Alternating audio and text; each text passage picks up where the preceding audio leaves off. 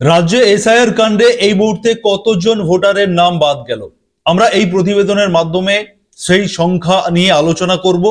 তিনটি গুরুত্বপূর্ণ জায়গা থেকে যে রিপোর্ট আমাদের কাছে রয়েছে আপনাদেরকে প্রথমে একটু শুনিয়ে রাখি এবং তারপরে আমি বিষয়টা নিয়ে বিস্তারিত আলোচনা করব।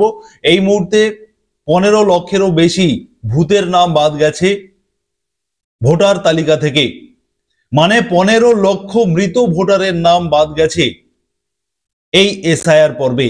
আপনাদেরকে জানাবো ইলেকশন কমিশন তিনটে জায়গার তথ্য আপনাদেরকে দেব, অত্যন্ত রেপুটেড জায়গা। প্রথমত হচ্ছে ইলেকশন কমিশন অফ ইন্ডিয়া কি বলছে সেটা আপনাদেরকে বলি। ইলেকশন কমিশন অফ ইন্ডিয়া বলছে 28 তারিখের রিপোর্টে যে এখনো পর্যন্ত 91,37,541টি এনুমারেশন ফর্ম এখনো পর্যন্ত ডিজিটাইজ হতে বাকি সারা রাজ্যে। এবারে আমি আপনাদেরকে বলবো আনন্দবাজার পত্রিকা, আপনারা জানেন অত্যন্ত জনপ্রিয় এবং বহুজন পছন্দের একটি নিউজ মাধ্যম আনন্দবাজার পত্রিকা। তারা বলছে 28 তারিখের যে রিপোর্ট, সেই রিপোর্টে তারা বলছে যে 27 লক্ষ মতো বাদ এ পর্যন্ত পড়েছে সব মিলিয়ে 27 লক্ষ। এবং বর্তমান পেপার, আপনারা জানেন এটাও খুবই জনপ্রিয় একটি পত্রিকা, বর্তমান পেপার বলছে 28 লক্ষের মতো ভোটারের নাম বাদ পড়েছে এখনো পর্যন্ত। আপনাদেরকে বলে রাখি যে এই মুহূর্তে তো আপনারা এক্সাক্ট যে সংখ্যা সেটা তো আপনারা পাবেন না, খসড়া তালিকা প্রকাশ হওয়ার পরে ফাইনালি কত জনের নাম বাদ যাচ্ছে সেটা আমরা জানতে পারবো। কিন্তু আজকের যে রিপোর্ট সেটা যদি আমরা একটু আলোচনা করি তাহলে আমরা দেখতে পাবো যে আনন্দবাজার পত্রিকা, আপনাদেরকে স্ক্রিনে সেই পেজটা দিচ্ছি। আনন্দবাজার পত্রিকা বলছে যে 15,53,000 ভোটার যারা মৃত তাদের নাম বাদ গেছে। মনে রাখবেন 15,53,000 নিখোঁজ, মানে যাদেরকে খুঁজে পাওয়া যায়নি, বিএলওরা বাড়ি বাড়ি পৌঁছানোর পরেও যাদেরকে ফর্ম ডিস্ট্রিবিউট করা যায়নি, সেই সংখ্যাটা রয়েছে 2,61,000 ভোটার। এবারে রয়েছে শিফটেড, মানে যারা পার্মানেন্টলি যারা স্থানান্তরিত হয়ে গেছে অন্য জায়গায়, অন্যত্র যারা গিয়ে বসবাস করছে বা চলে গেছে যারা, সেই সংখ্যাটা 2,88,000। এবং যারা ডুপ্লিকেট, নকল ভোটার, একই ব্যক্তির বিভিন্ন জায়গায় নাম রয়েছে, এরকম ভোটারের সংখ্যাটা রয়েছে 58,164টি। এটা বলছে কে? আনন্দবাজার পত্রিকার রিপোর্ট অনুযায়ী। এবারে আমি আপনাদেরকে যেটা দেখাবো সেটা হচ্ছে বর্তমান পেপার বলছে যে 28 লক্ষের মতো এ পর্যন্ত নাম বাদ গেছে।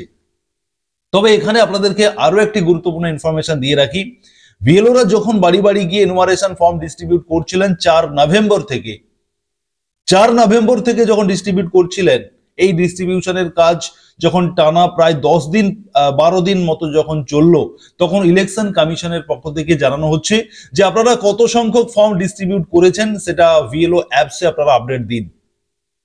এবং এখানে একটি রিপোর্ট যেটা বর্তমান পেপার করেছে যে বিএলওদের কাছ থেকে এই আপডেটটা চাওয়া হতেই বিএলওরা প্রত্যেকেই কম বেশি অনেকেই যে 100% ফর্ম ডিস্ট্রিবিউট হয়ে গেছে বলে তারা বিএলও অ্যাপসে দেখিয়েছে, কিন্তু আদতে বিষয়টা তা নয়।